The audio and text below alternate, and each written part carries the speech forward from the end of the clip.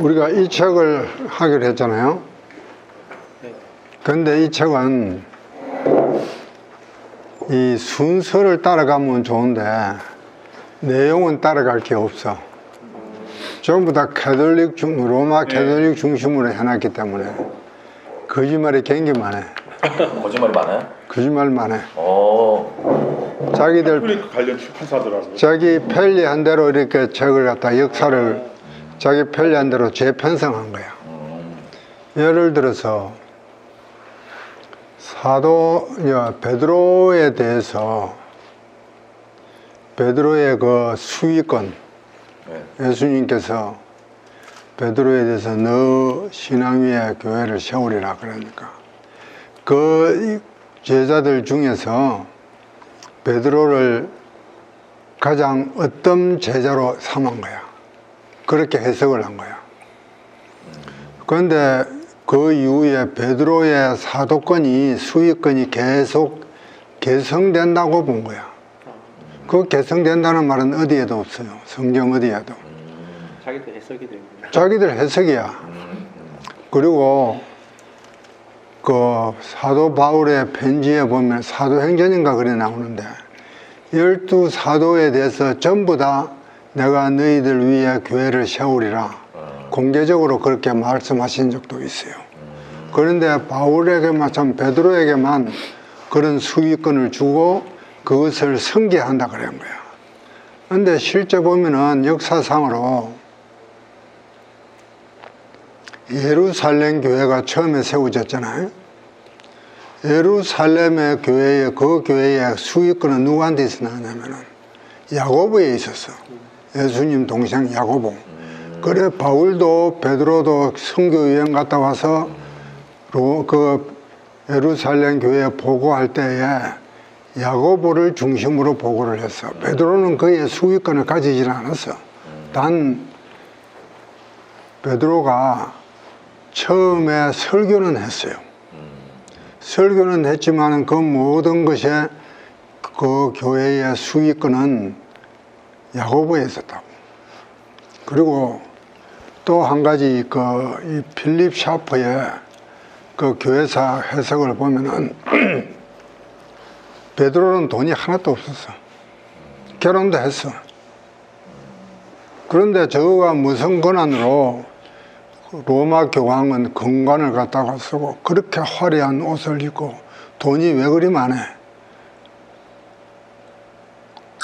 베드로는 돈이 없어가지고 돈이 없은 것이 어디서 나타나느냐 하면은 성전 민문에 앉은 난전뱅이한테 이야기할 때 뭐라 그래서 은과 금은 내한테 없지만은 내가 가진 것은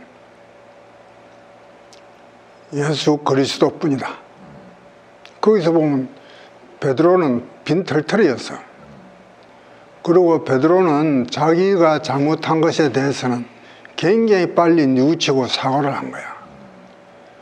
베드로가 야고보의 눈치를 본 그런 장면도 나와요.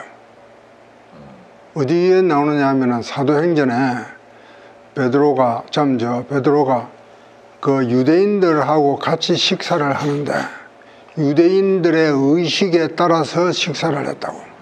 그때 야고보가 보낸 사람들이 와서 그러니까 베드로가 그걸 보고 겁이 나서 스스로 피해버렸다고. 그만큼 베드로는 자기 잘못을 빨리 뉘우치고 빨리 회개한 사람이야.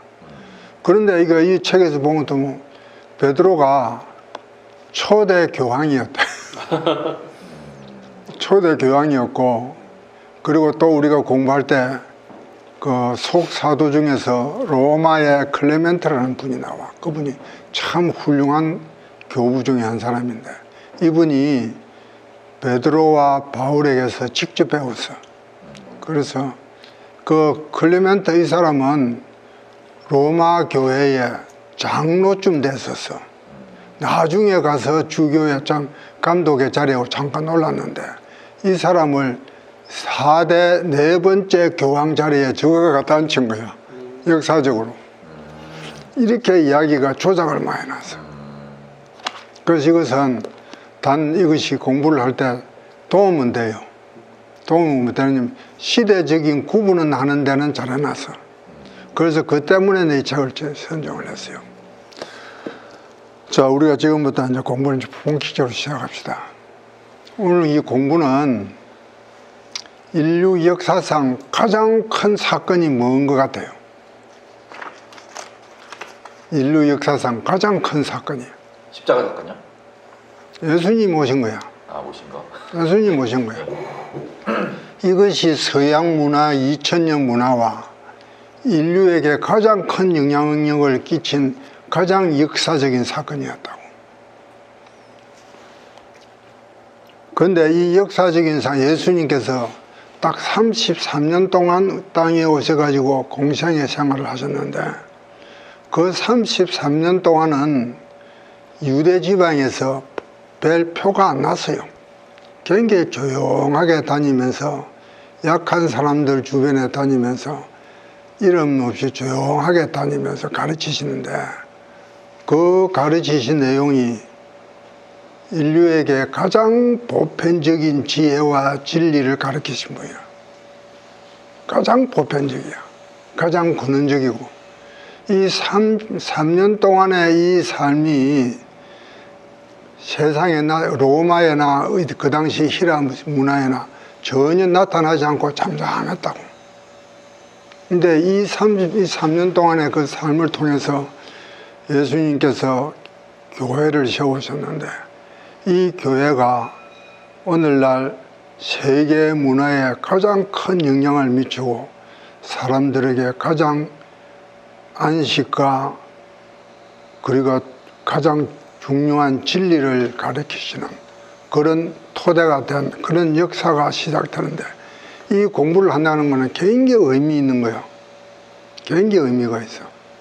그런데 이 초대 교회가 어떻게 시작이 됐느냐.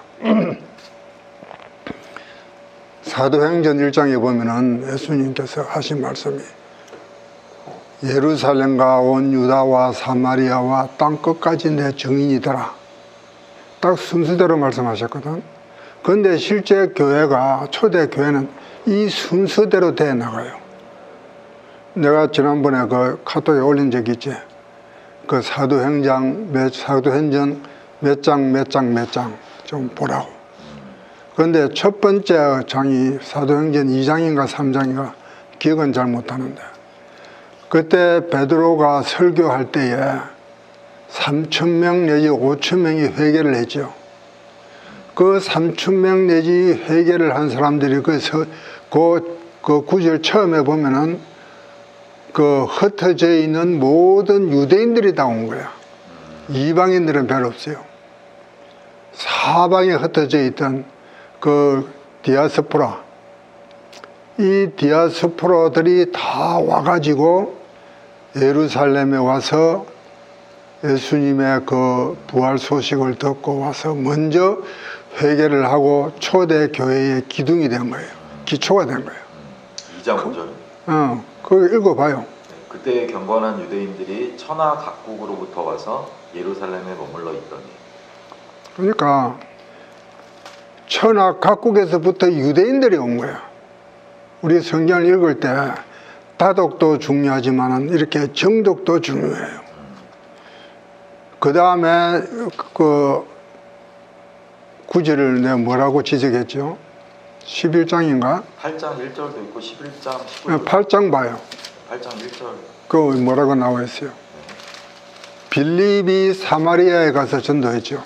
사울은 그가 죽임을 당함을 마땅히 여기더라. 그리고 빌립이 사마리아에 가서 전도하는 내용이 나와요. 그 다음에 예루살렘이 유대인들이 먼저 회개를 하고 그 다음에 전파된 것이 사마리아에 가서 빌립이 전도를 하고 빌립 혼자가 모자라니까 베드로와 요한이 가서 합체를 해서 도와줬다고. 이 시점으로 봐서는 불과 2, 3년 차이밖에 시차가 안 날 거예요.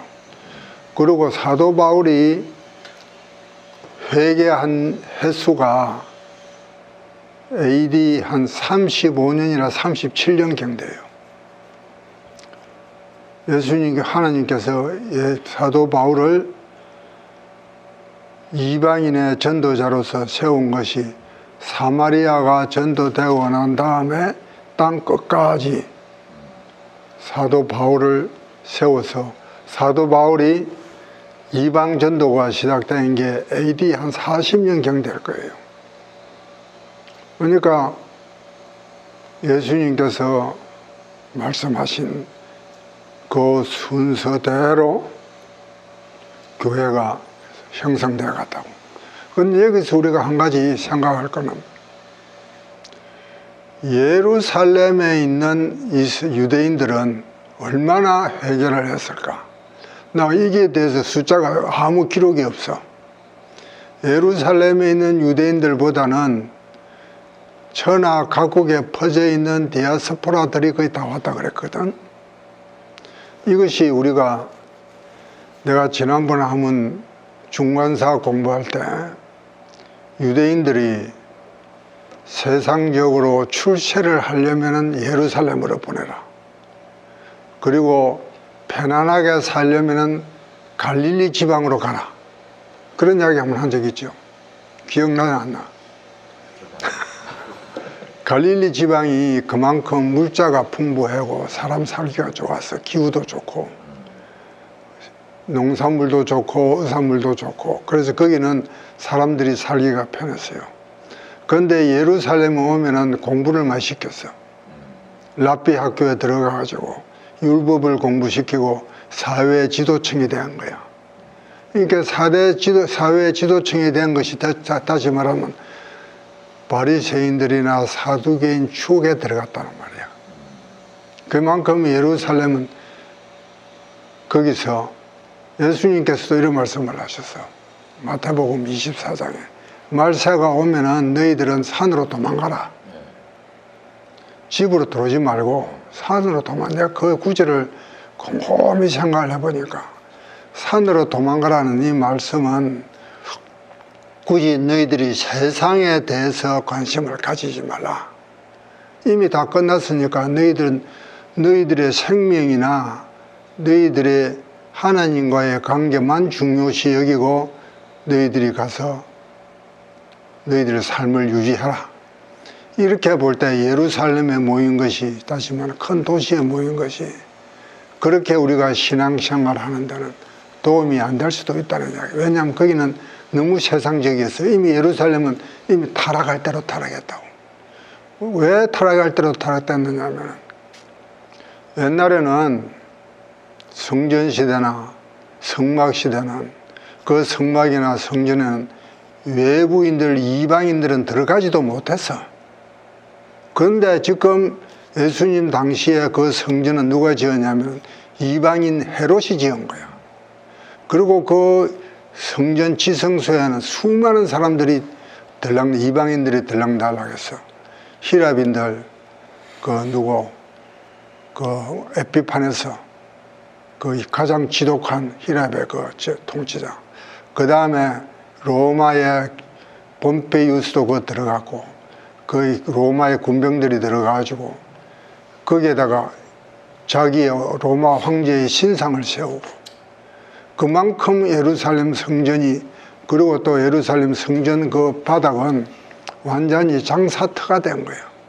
유대인들이나 바리새인들이나 특히 사두개파들의 돈벌이 수단이었다고 거기가. 그런 이야기 한번 해줬죠. 그만큼 타락한 곳이었다고. 그만큼 사람이 오늘 세대와 똑같아. 어찌 똑같은지 이렇게까지 나는 똑같다는 생각이 들어. 오늘 세대하고 문화가 그 당시 예루살렘 예수님 와서기에 직결의 상태와 오늘 이 세상 문화와 우찌그리 똑같은지 똑같은 거야. 자, 이쯤 하고 그래서 이것이 내가 지난번 이야기할 때 예수님께서 오실 때 때가 됐다 그랬죠.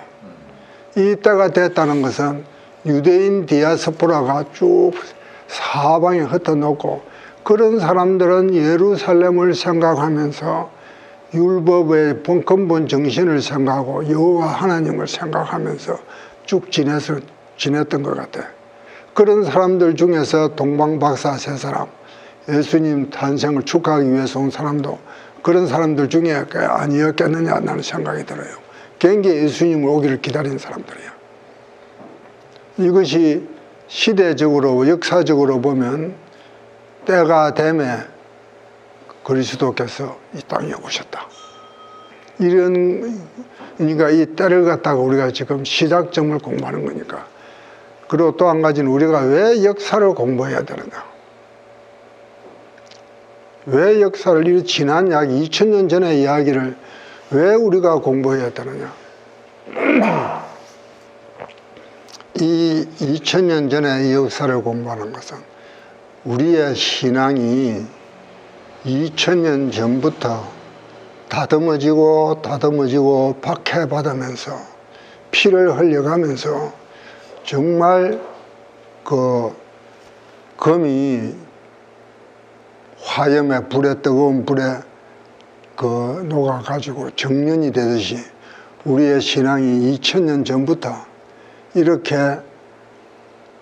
혹독한 시련 속에서, 불구덩이 속에서 정련이 되어가지고 우리의 오늘날과 같은 이런 신앙 고백이 나온 거예요. 그러니까 이것을 우리는 공부를 안 할 수가 없어. 이렇게 볼 때 우리가 우리 신앙의 뿌리가 어디 있느냐, 이것을 확실한 뿌리를 우리가 인식할 때 우리의 신앙에 대한 지식이 확실한 기반 위에 서 있는 거야. 이것이 우리는 역사를 통해서 우리의 지식을 갖다가 확실한 기반 위에서 올려놓는 그런 중요한 공부가 되는 거예요. 그러니까 우리가 믿음과 우리가 안다는 지식과는 어떤 상관관계가 있느냐? 믿음과 우리의 지식과는 어떤 상관관계가 있느냐? 우리가 세상 지식, 물리학이나 과학의 지식은 우리가 경험해보지 못한, 그냥 우리가 이성적으로 받아들인 지식이야. 그런데 우리가 이런 신앙은 역사의 과정을 통해서 우리가 직접 경험은 하지 않았지만 직접 경험한 그분들의 발자취를 보면서 간접적인 경험을 통해서 우리는 거기에 동참하니까 이 역사를 공부한다는 것은 우리 신앙의 기반을 닦는 데 있어서 굉장히 중요한 거예요. 그래서 우리가 이단에 빠지지 않는 거예요. 이런 역사적인 배경이 없으면, 그래서 지난번에 한번 개혁 정통이라는 말을 한 적이 있죠. 우리 개혁주의는 뒤에 정통이라는 말이 붙는다고. 정통이라는 말은 무슨 말이냐면 역사의 과정을 통해서 우리가 이런 신앙의 정수들이 전해져 내려왔다, 이런 의미를 암암리에 포함하고 있는 거예요. 그래서 우리가 이렇게 역사를 공부한다는 것은 우리의 신앙을 확실히 하게 하고 믿음 위에 더 굳건한 반석 위에 세워두는 굉장히 중요한 역할을 해요. 이런 말이 있어. 경험 없는 지식은 맹목적이야. 경험 없는 지식은 맹목적이야. 그리고 지식 없는 경험은 참 이거의 좀 허탕이야. 이것인 지식 없는 경험은 맹목적이고 경험 없는 지식은 허구야. 허구야. 그러니까 우리가 지금 세상 오늘 20세기에 이런 지식이라는 것은 실존주의 지식이나 철학이나 이것은 굉장히 허구에 붕뜬 지식이라고. 그러니까 우리가 실제적으로 경험도 하고 거기에 대한 확실한 믿음과 지식을 가지고 있으면 이것은 요지부동의 확실한 우리 믿음이 신앙이 된다고. 이런 바탕 위에서 우리가 개혁주의 신앙을 기반을 닦을 때 그 15세기에 16세기에 일어난 종교개혁이죠. 이것이 우리에게 그대로 받아들여진다고. 교회가 서구 사회에서 얼마만큼 큰 영향을 끼쳤냐면은 우리는 종교개혁이라는 것을 쓰죠. 앞에 종교라는 말을 붙이죠. 네. 종교개혁이라는 말을 쓰죠. 그런데 사전을 찾아보면은 더 리포메이션이야. 고유명사야. 리에서 대문자요. 더 리포메이션이야. 이것은 그냥 개혁이야. 우리나라에 와서 동양에 와서 종교개혁이라는 말을 쓰지만 서양 철학사에서 서양 사상사에서 서양에서는 그냥 더 리포메이션이야. 그것이 종교개혁이야. 그만큼 사회 전반에 걸쳐서 교회가 전반에 걸쳐서 문화와 예술과 생활과 학문과 철학 교육에 있어서 전반적으로 영향을 미친 것이 교회였다고. 그러니까 이런 교회의 시작점을 우리가 공부한다는 것은 이 중요성을 아무리 강조해도 이것은 부족하지 않은 것 같아요.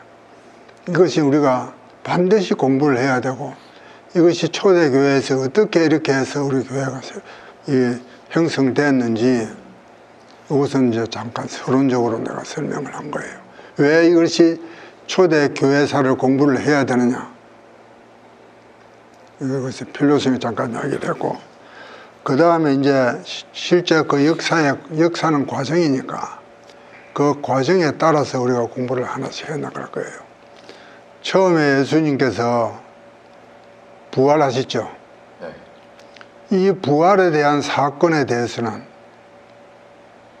성경 외에는 그 기록이 굉장히 희박해요. 다시 말하면 기독교 성경 바깥에서 예수님이 부활했다는 그 역사적인 그 기록이 굉장히 희박해요. 그런데 이것이 이제 어디서 주로 많이 나오느냐 하면 외경에서 많이 나와.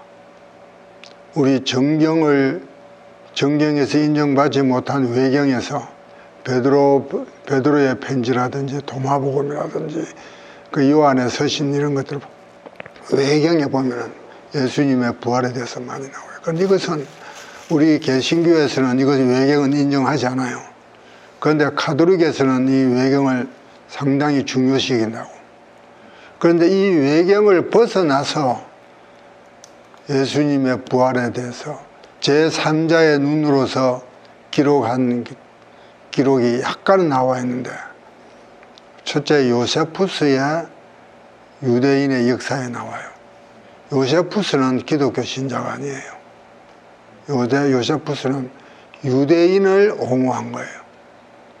유대인을 옹호한 거고, 로마의 그 핍박 아래서 유대인들이 정당함을 호소를 하고, 이 요세푸스에 그 아피온 반박문이라고 있어. 아피온이라는 뭐냐면 굉장히 희랍주의자야. 그리스주의자인데, 그때 AD 한 확실한 연대는 모르겠는데 예수님 돌아가시고 얼마 안 있어서 알렉산드리아에서 히랍 사람들이 유대인들을 어마어마하게 학살을 했어요. 그런데 그 당시 알렉산드리아의 총독이 히라케통이에요. 그래서 이것을 갖다가 로마 황제에게 이 부당함을 알리기 위해서 필로라는 사람이 있어요. 필로도 기독교 신자는 아니야. 유대인 옹호가지. 이 사람은 굉장한 철학자야. 유대인의 사상과 히랍 철학을 믹스한 그런 히랍 철학자인데, 이 사람이 유대인의 배너를 위해서 로마에 갔는데, 그때 황제가 누구냐면 카리큘라야.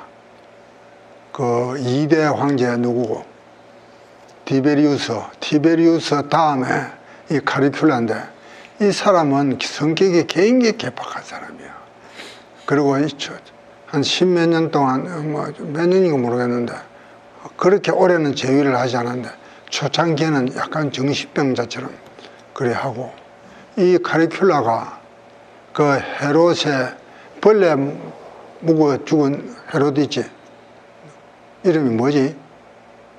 자기 영광을 하는 여호와의 영광을 지가 받아 하다가 그 헤롯의 3대째 손자쯤 될 거야 아마. 갈릴리 지방에서 지가 그날 은색깔 옷을 입고 아침에 햇빛이 뜨니까 그 소리가 웅장해가지고 유대인들이 당신은 신이다 그랬어. 그 신의 영광을 지가 받다가 벌레 막아다 죽었어. 헤롯 아그리빠라. 아그리빠야. 아그리빠 이 사람을 카리큘러가 내가 보낸 거야. 아그리빠가. 그런데 이때 유대인들이 헬라인들이 유대인들을 핍박할 때 거기에 선두에 선 사람이 아피온이라는 사람이에요. 아피온. 이것이 요세푸스의 책 중에 유명한 책 중에 하나가 유대 역사가 있고 유대 정전서가 있고 자기 개인 자서전이 있고 그 다음에 아피온 반박문이라는 게 있어. 4권이 책이 있는데 아피온 반박문에 대해서 유대인의 문화가 히랍 문화보다 홀등 앞서 있다. 그리고 진리다. 이것을 쭉 설명한 것이 그 아피온 반박문인데 이 아피온이라는 사람이 그때 그 알렉산드리아에서 유대인들을 갖다가 학살할 때 제일 앞에 서서 유대인들을 갖다가 학살한 사람인데 이때 히랍 쪽에서는 아피온이 갔고 유대인 쪽에서는 필로가 갔어. 그런데 이 카리큘라가 두 사람 다 안 만났어. 안 만나고 그냥 흩어가 돌아온 거야. 근데 이것이 예수님 돌아가시고 지금 이야기가 약간 옆으로 빠졌는데 다시 본론으로 돌아와서 예수님 돌아가시고 나서 사사시대는 좀 12제자 시대는 우리가 사도행전에서 잘 볼 수 있어요. 어떻게 해서 교회가 시작이 되고 뻗어나갔는지 첫 번째 사도행전에 잘 나와 있어요. 그래서 우리가 그것도 그 과정을 공부를 해야 돼요. 이런 것을 그냥 뭐만 단편적인 지식으로 할 게 아니고 체계적으로 정리를 하는 게 좋아요. 첫 번째 12사도들이 뭘 했냐면은 가룟 유다가 나가고 난 다음에 한 사람을 새로 뽑았죠. 뽑고 나서 그 다음에 성령이 임해가지고 방언을 하고 몇천 명이 회개를 하고 그 다음 한 것이 뭐냐면은 7집사를 세웠어요. 7집사가 세워졌다는 것은 이미 교회가 형성되어 간다는 뜻이에요. 그 당시 우리가 7지사는 그냥 무작위로 세운 게 아니고 딱 엄선해서 7지사를 세우고 그래서 교회 내에서 역할 분담이 있은 거예요. 사도들은 가르치고 물론 여기 지금 현재 장로를 세웠다는 말은 없어요. 사도행전에. 그런데 이 장로의 제도는 구약 시대부터 쭉 흘러내려왔고 예수님 당시에도 장로 제도가 있었고 그리고 그 무슨 공의회라 그러노? 유대인의 공의회 가장 그 사내린의 그 멤버 중에서 장로들의 위치는 확실하게 있었다고. 그러니까 유대교에서 우리 기독교가 시작이 된 거니까 이 유대교의 그런 모습은 상당히 교회에 많이 흘러 들어왔어요. 그래서 지금 12사도를 보충을 하고 7집사를 세우고 그 다음 7집사 중에서 서대반이 첫 번째 선교사가 나오고 그 다음 예수님 동생 야고보가 예루살렘 교회에 그 예수님 제자의 야고보가 있고 예수님 동생의 야고보가 있었어요. 예수님 제자 중에 야고보가 첫 번째 예루살렘의 교회에 수장이 있다가 그 헤롯한테 일찍 죽었다고 칼로 목베해가지고 그러고 나서 야고보가 예수님 동생 야고보가 예루살렘 교회의 수장으로서 교회를 유지를 하다가 거기서부터 그 1차 예루살렘 공의회가 있었죠. 예루살렘 공의회 AD 한 40년가 돼서 있었어요. 예루살렘 공의회는 참 중요한 의미가 있어요. 이 공의회의 의장은 예수님 동생 야고보가 사회를 보고 수장으로서 지냈는데 예루살렘 공의에서 결정사항이 뭐였느냐? 굉장히 중요한 안건을 세웠는데 그 뭐냐면은 이방인에게 세례를 줄 때 유대인의 관습을 요구하지 말아라. 할례도 받지 마. 할례를 하지 말아라. 그냥 받아들여라. 그건 이방인들에게는 너무 큰 짐이니까 그 할례는 마음에 해라. 이 중요한 결정문을 예루살렘 공의에서 결정을 한 거예요. 여기서부터 이방 선교가 시작이 된 거예요. 이방 선교가 시작될 때, 그러니까 12사도 시대 때 한 것이 굉장히 중요한 일들이 많아요.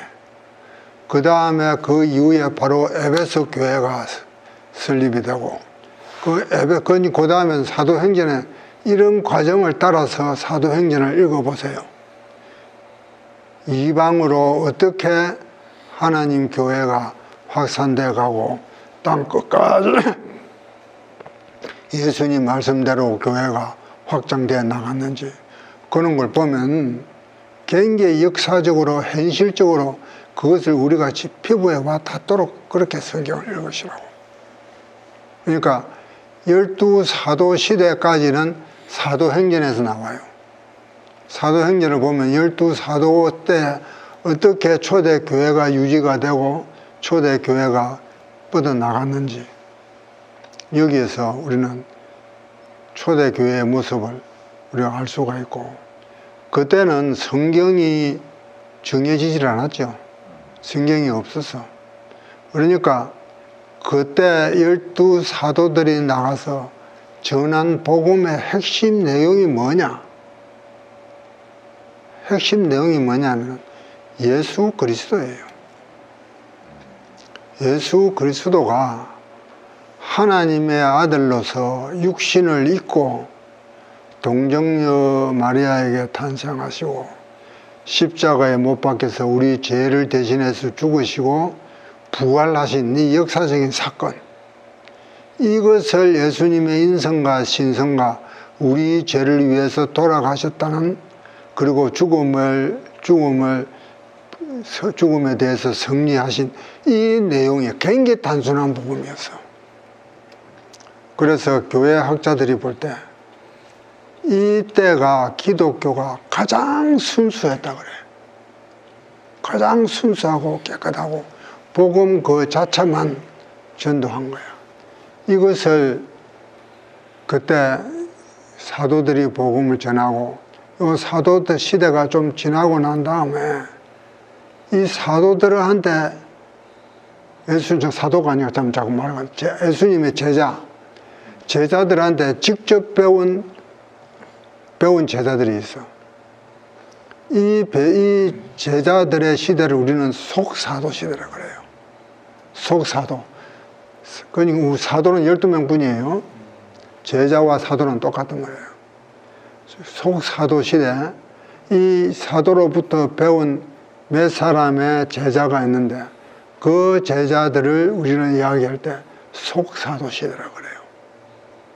여기서 이야기를 잠깐 좀 거슬러 올라가서 아까 이야기 중에서 나도 지금 교환 없이 이야기 머릿속에 정리해서 하니까 자꾸 이야기가 왔다 갔다 하는데, 예수님의 부활에 대해서 역사적인 기록이 남은 것이 하나가 있어. 그건 뭐냐면은 로마에서 로마 제국이 그때는 전부 다 관할 지역을 다스릴 때 총독을 파견해서 총독 제도로서 로마 제국을 움직여 갔는데, 그 총독이 그 관할 지역에서 어떤 큰 사건이 있으면 반드시 로마 황제한테 보고를 해야 돼.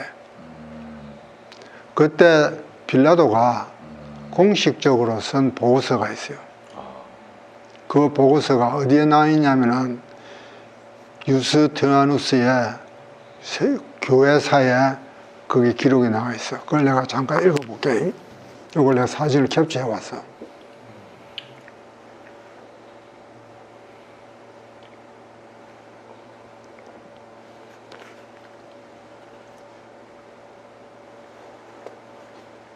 누가 읽어볼래? 누가 읽어봐요. 자, 읽어봐 크게. 주님의 부활과 승천에 관한 소문은 널리 퍼졌다. 고대 국가 통치자들의 관습에 따르면 어떤 일이든 기이한 일은 빠짐없이 황제에게 전하게 되어 있었다. 따라서 본디오 빌라도는 주님이 죽은 자들 가운데서 부활하신 일과 관련된 자세한 상황을 티베리우스 황제에게 보고했다. 이것은 이미 팔레스타인 전역에 퍼져 있는 일에 대한 기사였다.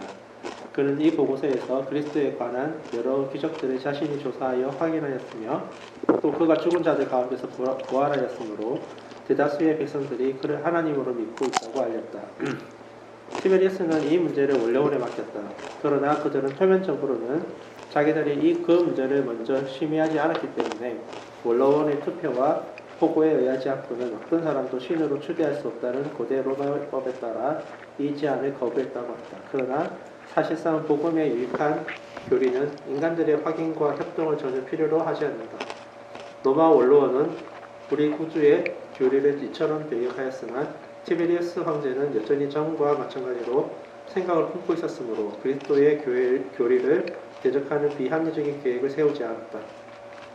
이것은 터툴리안의 증언이다. 터툴리안은 로마법을 정확히 알고 있었고 여러 면에서 탁월했으며 특히 로마의 저명 인사들에게 잘 알려졌던 유명한 사람이다. 그는 로마어로 저술되었고 후일 헬라어로 번역되기도 한 그리스도인들을 위한 변증에서 다음과 같이 기록하였다.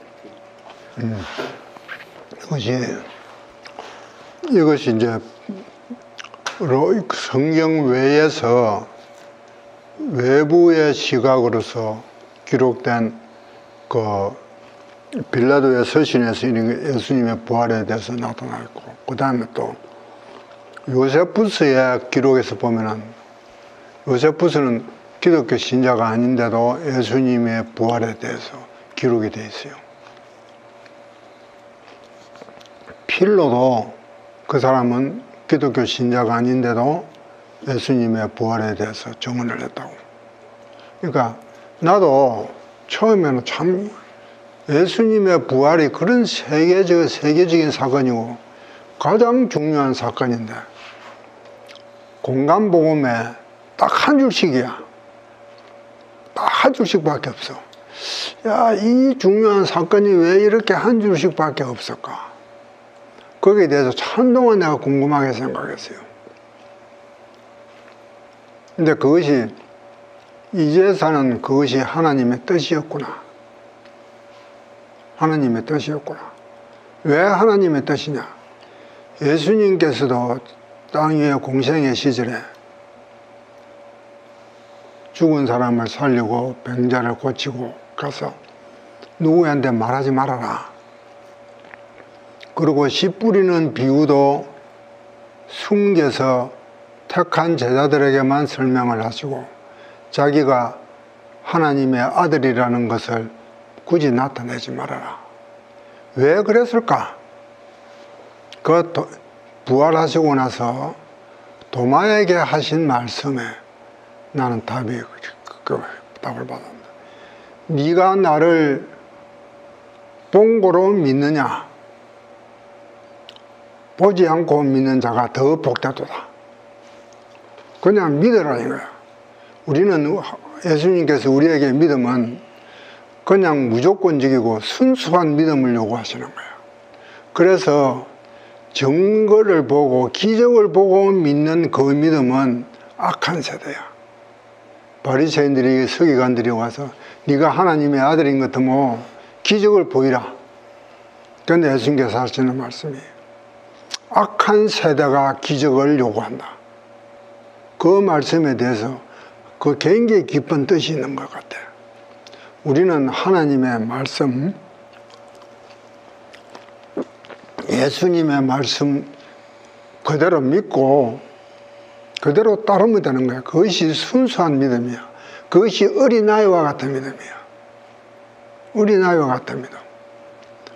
자, 여기서 예수님에 대해서 또 혹시 빠진 것이면 또 돌아가서 이야기할 거고, 이제 속사도 시대에 대해서 참 여기서 속사도 시대는 대체적으로 몇 사람이 안 돼요. 아까 로마의 클레멘트, 그 다음에 에베소 안디옥 교회의 이그나티우스, 그 다음 폴리카, 이런 몇 사람이 있는데 그 외에도 많은 사람이 있을 수 있지만 그런 이 세 사람이 대표적으로 이게 책에도 나와 있고, 전체적으로 구분하면은 속사도 시대가 예수님 제자들이 운명하기 시작하는 것은 AD 60년경부터 90년까지예요. 한꺼번에 다 돌아가시지 않으셨고 시대별로 돌아가셨으니까. 그러니까 속사도 시대는 AD 60년경부터 130, 40년까지 요 때가 속사도 시대고, 그러니까 2세기 중후반부터는 속사도들이 뭐와 싸웠느냐면은 이단들과 싸웠어. 그러니까 기독교에서 우리 기독교회가 핍박받는 것은 시대별로 단계적으로 좀 달라져요. 처음에는 누구한테 핍박을 받았냐면 유대인들한테 받았어. 동족들한테.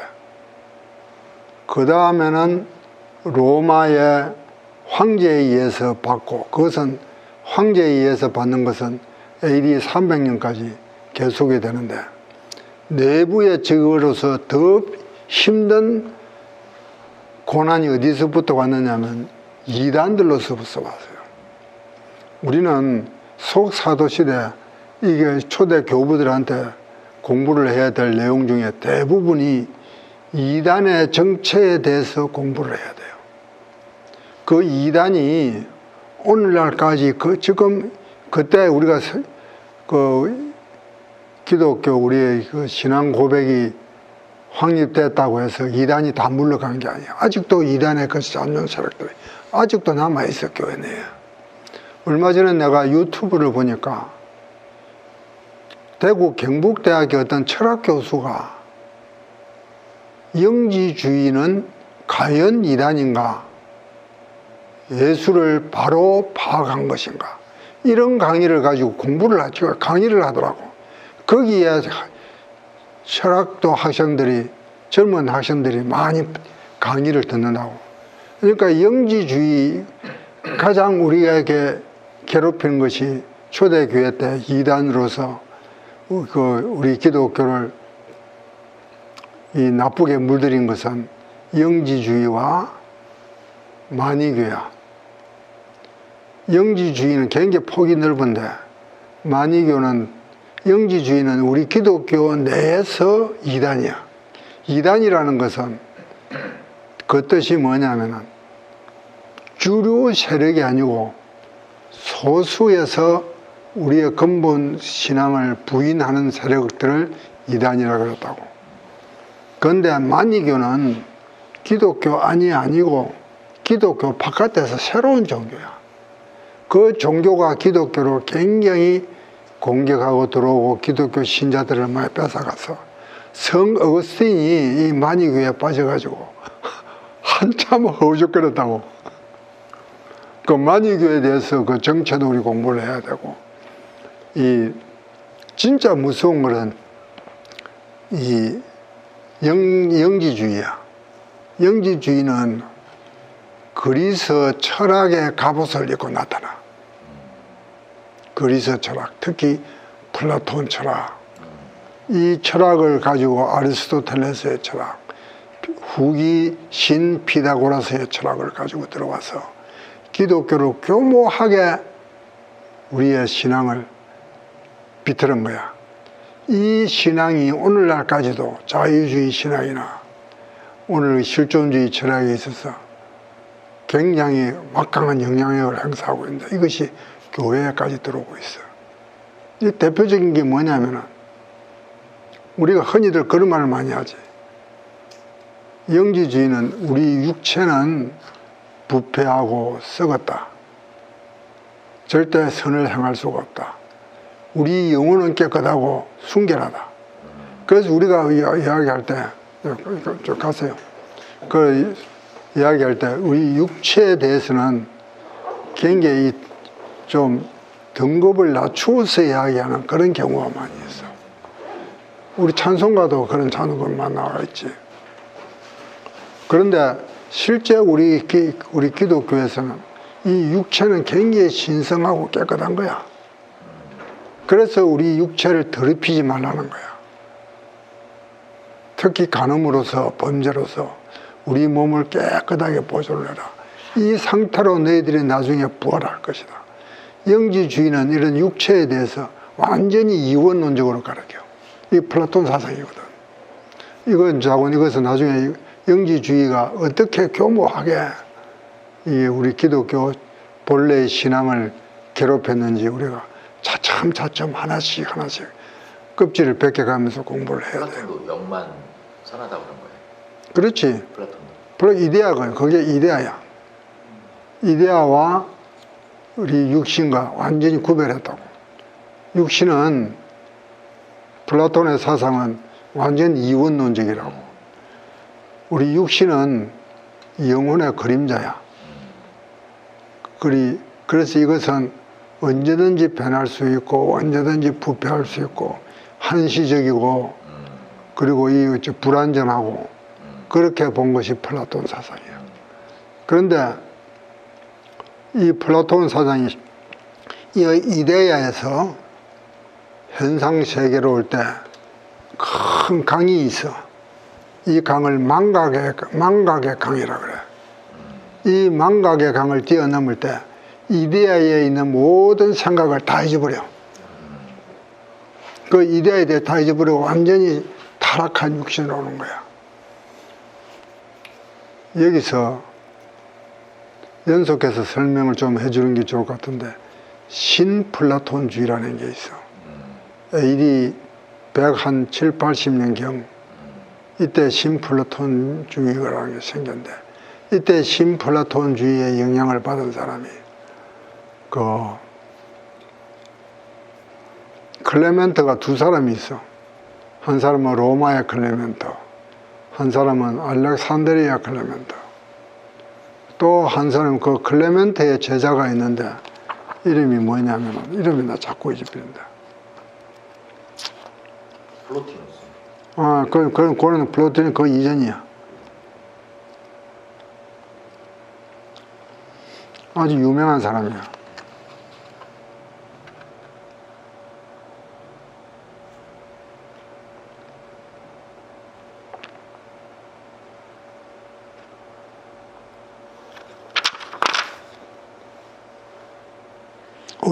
오리겐.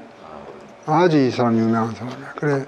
신플라톤주의는 누구에서 시작됐냐면은 그 그리스 철학자 아모니우스 사카스라는 사람이 처음 시작이 됐어.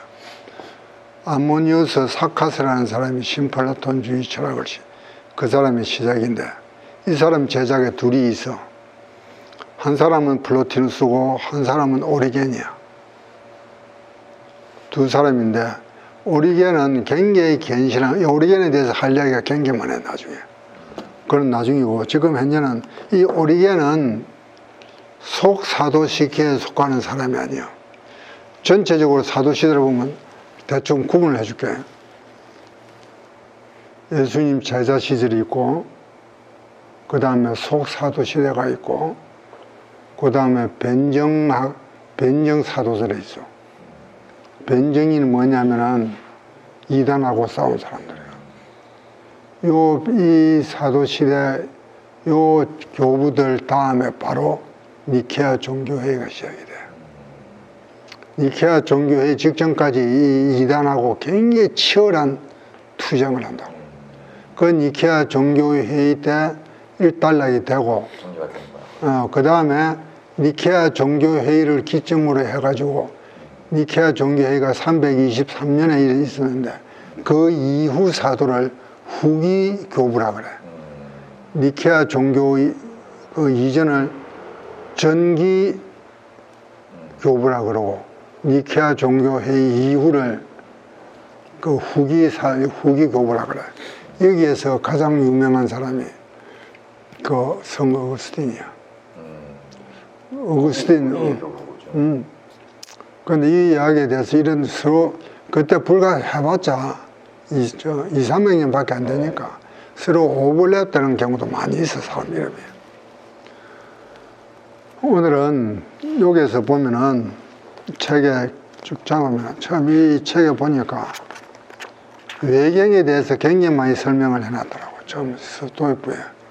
이 외경은 왜냐하면 이 외경을 자기들이 겨드르기에서 교모하게 편집을 해가지고 교황권을 갖다가 굉장히 옹호하는 그런 작전을 쓴 것 같아, 내가 볼 때.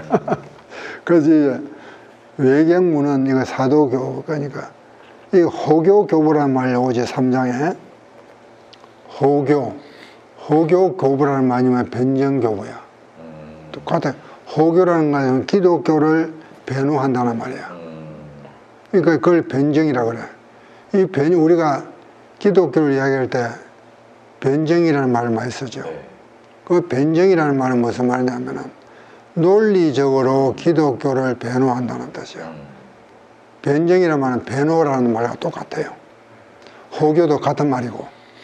그러니까 이 호교 교부에서 이게 유스티누스도 나오고, 그 다음 순교자 행진도, 이것은 순교자 행진, 이것은 앞에 그 사도교부에 속한 사람들이 많아요. 이것도 왔다 갔다 해. 그 5장에 이단의 발상, 그 영지주의 마르키온, 몬티아누스, 리움, 이런 사람들이 나오는데, 그 전부 다 이것이 영지주의 한 분파예요. 영지주의가 굉장히 폭이 넓어요. 그 다음에 알렉산드리아 교부가 나오는데, 클레멘스하고 오리겐에서. 이 사람은 반 그리스 철학자야. 이것은 우리가 나중에 공부하고, 지금 현재 공부할 사람은 아우구스티누스에 대해서 공부를 좀 해야 돼. 아우구스티누스.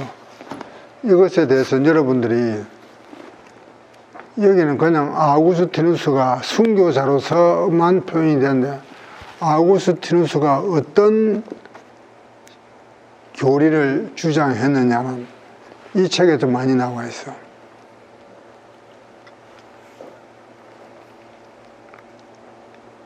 아우구스티누스가 교회에 참 그보다 이전에 먼저 로마의 클레멘트에 대해서 먼저 공부를, 클레멘트가 좀 더 일찍 일어나 AD 한 65년경에 출연한 사람이니까 이 클레멘트가 베드로에서부터 배웠는데,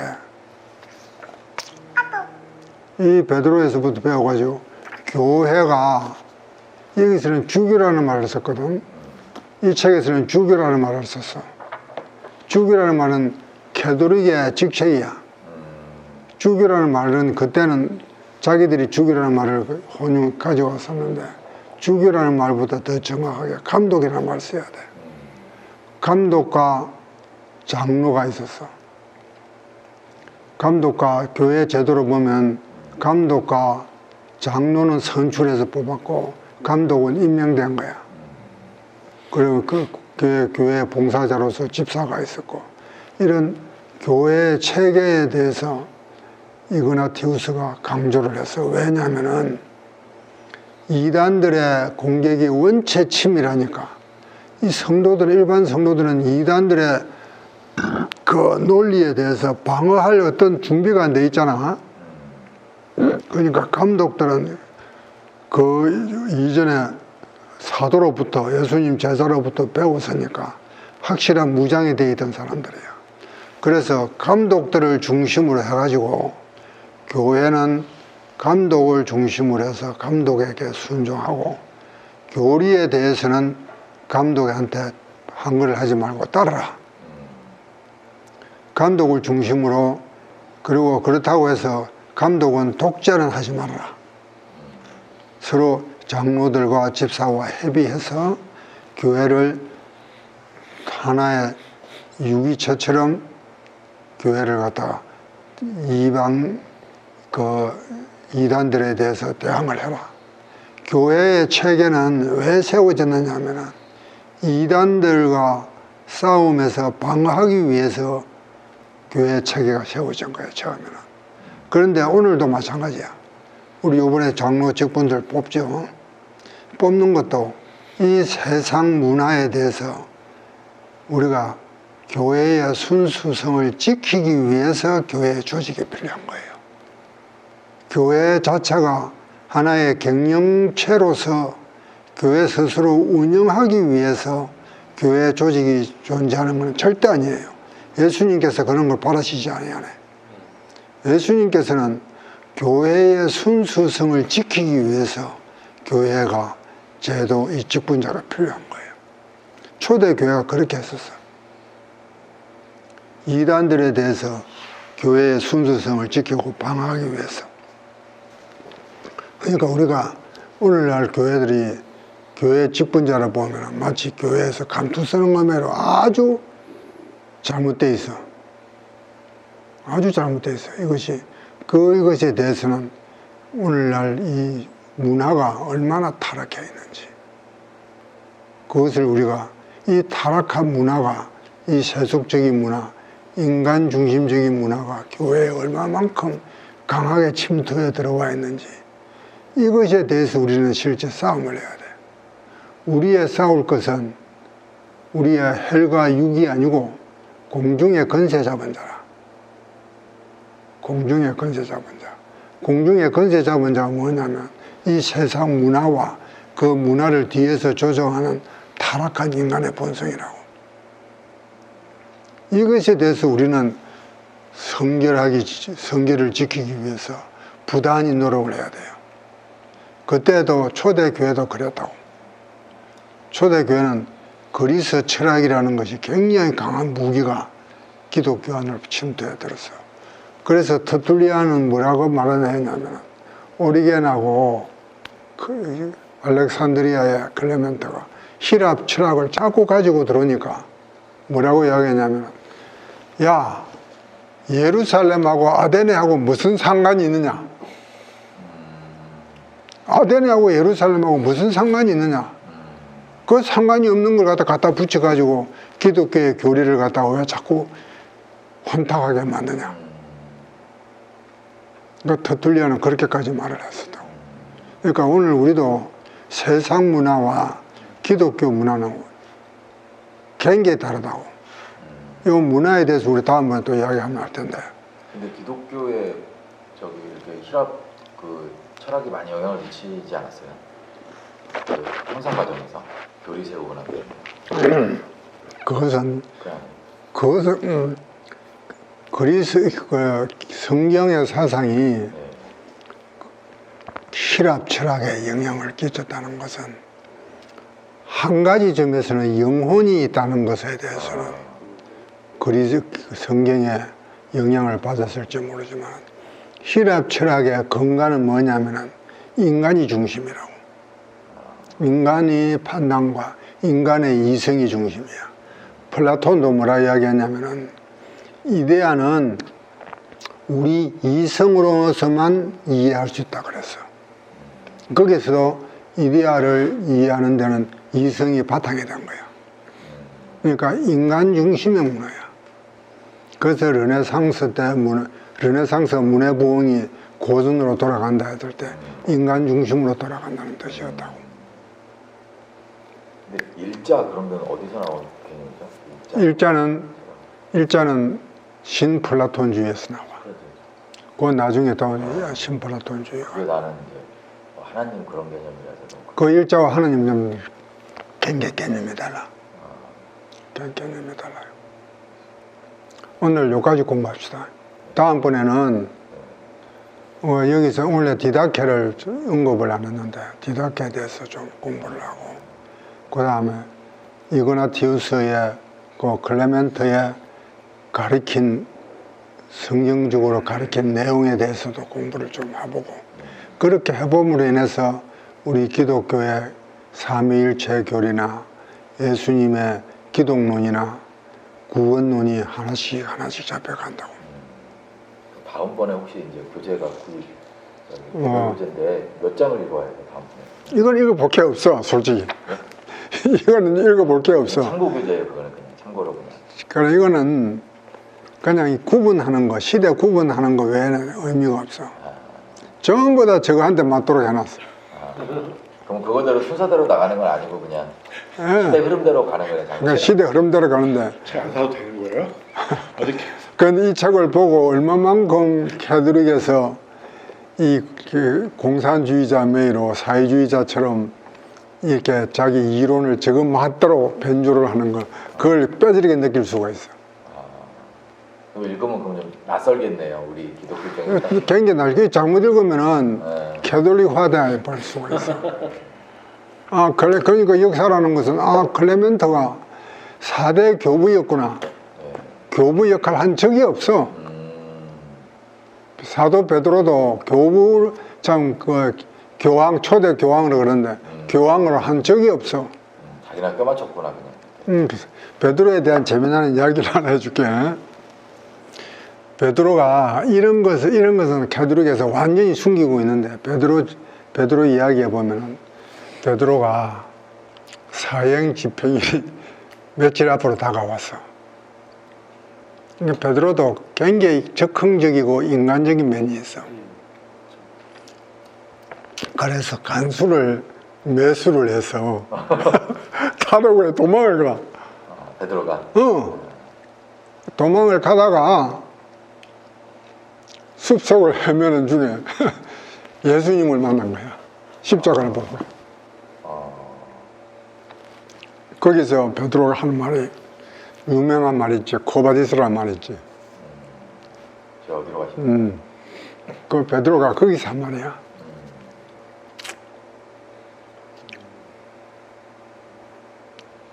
그럼 베드로의 그 탁월성은 뭐냐면 금방 자기의 잘못을 후회하고 회개하고, 그래서 다시 감옥으로 들어갔어. 가서 십자가에 못 박혀 죽어. 혹시 집사님들 뭐 시간은 없긴 한데 장로님이 11시 30분에 저기 강의가 있어서 혹시 뭐 간단하게 질문 있으실까요?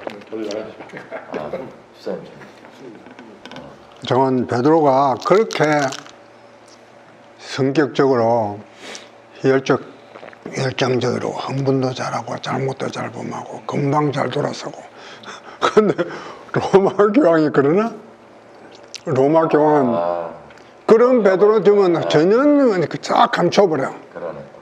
베드로의 그런 닭 울기 전에 세 번 부인한 거, 그런 거 전부 다 감춰버려. 그냥 수익금만 하는 거야. 어딘지 거기서 베드로의 그 고백을 보고 너 위에 반석 위에 교회를 세우리라. 너가 매면 매이고 너가 풀면 풀리라. 그거 하나만 가지고 떠드는 거야. 그리고 가톨릭에서는 두 사람을 갖다가 신으로 섬겨. 베드로를 예수님 대신해서 섬기고 마리아를 하나님의 부인으로 섬긴다고. 굉장히 이것은 신성모독이야. 굉장히 신성모독이야. 마리아는 하나님의 피조물이야. 그런데 마리아를 갖다가 그렇게 예수님의 어머니로서 하나님의 보건가도로 올린다고. 이게 얼마나 가톨릭에서 잘못한 거야.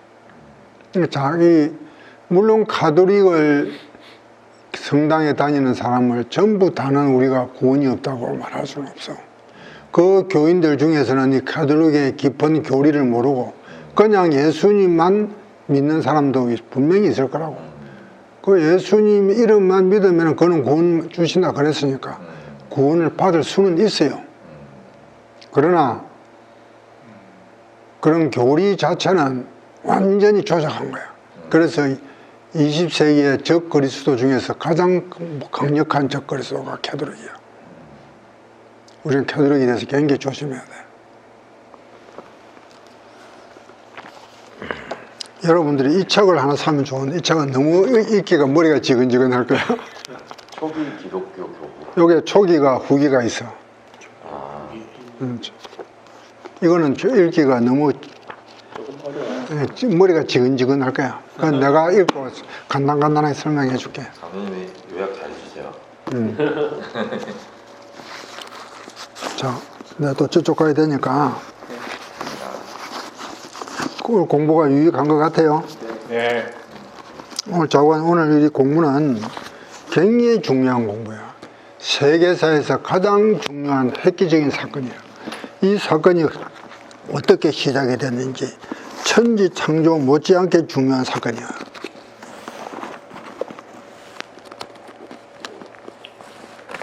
예수님 오신 사건이 말씀하신 거죠?